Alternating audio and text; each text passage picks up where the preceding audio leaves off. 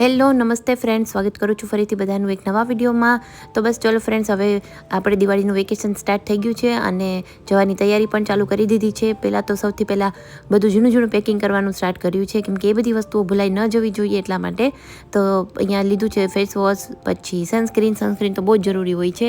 ગમે એટલું સનસ્ક્રીન લગાવીએ ને તો પણ આપણે ફરીને આવીએ ને એટલે ટેનિંગ તો આપણી ઇન્ડિયન સ્કિનમાં ખબર નહીં થઈ જ જતું હોય છે. મને તો થઈ જ જતું હોય છે. તો સૌથી પહેલાં તો અહીંયા મેં ડ્રાય ટિશ્યુ અને વેટ ટિશ્યુઝ લીધા છે અને એકદમ કોમ્પેક્ટ નાના પેકિંગ જ લીધા છે, કે જેથી કરીને બેગમાં ઇઝીલી રાખી શકાય, એનું વધારે વેટ પણ ના થાય અને ઉપરના ખાનામાં જ રાખ્યા છે. કેમ કે આ બધી વસ્તુઓ હરેક કલાકે ટિશ્યુઝ તો આપણને જરૂર પડતી જ હોય છે અને છોકરાઓને તો ખાસ. બેગ્સમાં હું ખાલી આ એક બેકપેક જ લઈ જાઉં છું, કેમ કે શોલ્ડર બેગ છે ને એ મને ફરવા જાય ત્યારે બહુ જ વેઇટ લાગતું હોય છે શોલ્ડરમાં, કેમ કે આપણે બધી જ વસ્તુઓ એમાં નાખી દેતા હોય છે એટલા માટે. હેલો ફ્રેન્ડ્સ, તો ચાલો અમે લોકો બસમાં બેસી ગયા છીએ.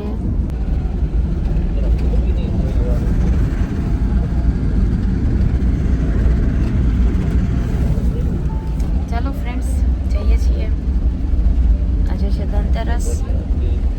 સવારથી જ એકદમ મસ્ત પેકિંગમાં લાગ્યા હતા, એટલે હવે અમારી ટ્રીપ સ્ટાર્ટ થઈ છે રિયલી. શું તમારે અહીં શું છે? તો હું સામે જતી રહું. હા, તો તું વયો જાય એમ કર, હું પપ્પા અહીં જાય એમ કર. તો ચાલો ડિસ્કશન ચાલે જ કે કોણ ક્યાં શું છે. અને પ્રહાને અહીંયા શું છું ને પપ્પા એના સામે. ચાલો જઈએ છીએ અમદાવાદ. ત્યાંથી જ શરૂ થશે અમારી ટ્રીપ. આંખ પણ બહુ જ દુખે છે એકચ્યુઅલી. મને છે ને આંખમાં સ્ટાઈ થઈ એવું લાગે છે, રેડ થઈ ગઈ છે.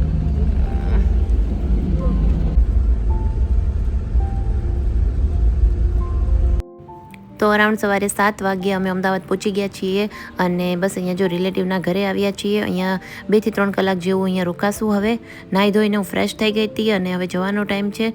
તો પહેલાં સનસ્ક્રીન લગાવું છું અને અમે જેને ઘરે ગયા હતા એ બી લેડી જ છે, એટલે અમે બંને એકદમ બધી પ્રોડક્ટ્સની વાતો કરતા હતા, કેમ કે એને પણ મારી જેમ ઘણી બધી પ્રોડક્ટ્સની એ જાણકારી છે અને એને બી ગમે છે એ બધી વસ્તુ, એટલે અમે શેર કરતા હતા કે કયું સનસ્ક્રીન સારું હોય ને એ બધી વસ્તુ. તો પ્રોડક્ટ્સની બધી થોડી ઘણી વાતો કરી અને ખૂબ મજા આવી, કેમ કે 2-3 કલાક એક્સક્લુઝિવ કંઈ જ કામ નહોતું. બસ નાસ્તો બનાવ્યો, અમે લોકો સાથે જમ્યા અને વાતો કરી. અને અહીંયા બસ જો હું સનસ્ક્રીન લગાવીને રેડી થાઉં છું. અત્યારની તો આવી સ્કિન છે, પણ આવીને પછી જોવા જેવી હશે. તો ચાલો હવે નીકળીએ એરપોર્ટ માટે.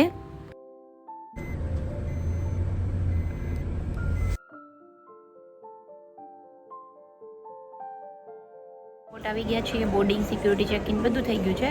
હવે ફ્લાઇટની વેઇટ કરીએ છીએ. પ્રહાને અહીંયા થોડો નાસ્તો કર્યો, અમે પણ થોડું ચા ને એવું પીધું છે. બાકી હવે સવારે એટલો હેવી નાસ્તો કરી નીકળ્યા છીએ એટલે ભૂખ નથી. બાકી ફ્લાઇટમાં મીલ છે એ જમી લેશું, જે કંઈ પણ જો સારું હશે તો. બહુ ટાઈમ પછી અમે લોકો નીકળ્યા છીએ, ઓલમોસ્ટ 2.5 years પછી ફોરેન ટ્રીપ માટે નીકળ્યા છીએ એટલું કહી શકાય. અને યસ, 2 yearsથી અમે લોકો બહુ જ બિઝી હતા, એટલે સાથે ક્યાંય જઈ નહોતા શક્યા. પણ આ વખતે પ્લાન હતો જ કે દિવાળી ઉપર ક્યાંક બી જવું છે, કાં ઇન્ડિયામાં કાં પછી ઇન્ડિયાની બહાર. એટલે ફર્સ્ટ ટાઈમ એવું છે કે અમે લોકો દિવાળી ઉપર ઘરે નથી. યુઝ્યુઅલી અમે એવરી ટાઈમ ફેમિલી સાથે જ દિવાળી કરતા હોઈએ છીએ, બટ આ વખતે ફર્સ્ટ ટાઈમ એવું છે કે અમે લોકો બહાર નીકળ્યા છીએ દિવાળી ટાઈમ પર. સો ચલો, એક્સાઇટેડ તો ખૂબ જ છીએ. અને વિડીયો ગમે ફ્રેન્ડ્સ તો વિડીયોને લાઈક, શેર, ચેનલ સબસ્ક્રાઈબ જરૂરથી કરજો. ચાલો મળીએ થોડી વાર પછી. તો અમદાવાદ એરપોર્ટ ઉપર જુઓ કેટલી સરસ આ બધી કચ્છની આર્ટ લગાવેલી હતી, બહુ જ ફાઇન લાગતું હતું એ.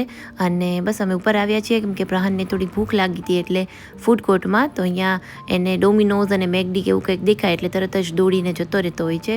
પછી મેકડીમાંથી એને બર્ગર કે એવું કંઈક ખવડાવ્યું હતું.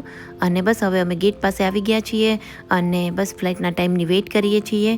જનરલી અમે લોકો શું હોય કે ઇન્ટરનેશનલ ટ્રાવેલ આપણે કરતા હોય ને ત્યારે 3-4 કલાક મારા હસબન્ડ થોડું પ્રિફર કરે કે વહેલા એરપોર્ટ પહોંચી જવું સારું, એરપોર્ટમાં બેસવું સારું. પણ કોઈ પણ કારણોસર જો લેટ થાય કાં ફ્લાઇટ મિસ થઈ જાય ને તો પછી બહુ જ પ્રોબ્લેમ થઈ જતો હોય છે એટલા માટે.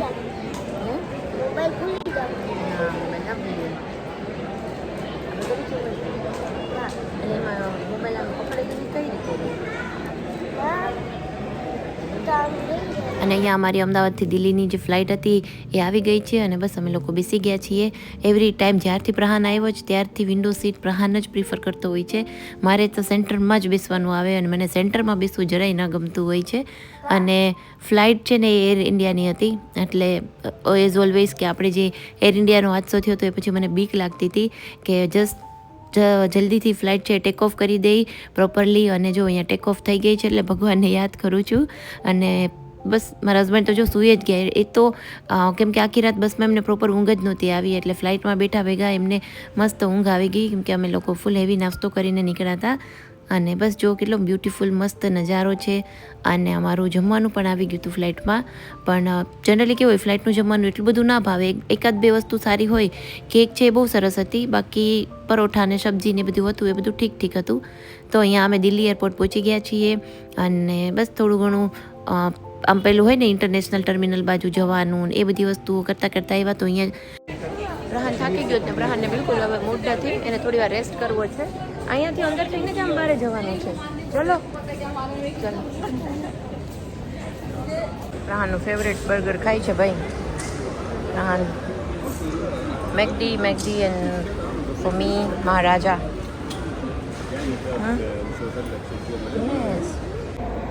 સો ચાલો અમે દિલ્હી પહોંચી ગયા છીએ અને બાકીની જે કાંઈ બી પ્રોસિજર હતી અહીંયા ઇમિગ્રેશનની ને બધી થઈ ગઈ છે. હવે અમે ફૂડ કોર્ટમાં આવ્યા છીએ. હજી મારી પાસે 2 કલાકનો ટાઈમ છે અમારી પાસે.